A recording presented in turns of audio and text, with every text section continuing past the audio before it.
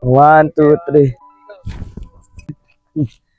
Naalala ko noong bata pa ako, mahilig akong maglaro ng saranggola. Pero alam nyo, minarealize ako, tayo palang mga tao, para din tayong saranggola.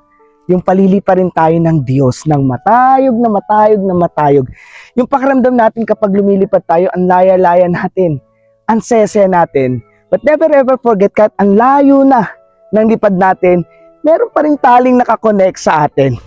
Ibig sabihin, nagabayan pa rin talaga tayo ni Lord. Whatever happens in our life, nandyan pa rin. Lagi siya nakagabay sa atin.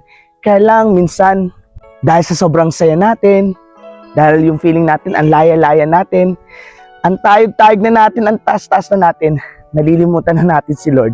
At dahil nalilimutan na natin si Lord, dahil sa tindi ng hangin, at dahil din siguro sa mga pagkakasala natin, napuputol yung tali. Pag naputol yung tali, kung saan-saan na tayo, dinadala ng hangin. Pero ito yung good news.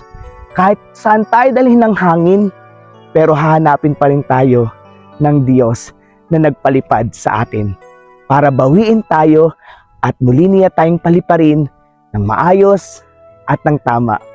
Yun, tayong mga tao, para nga tayong mga saranggola. 1, 2, 3.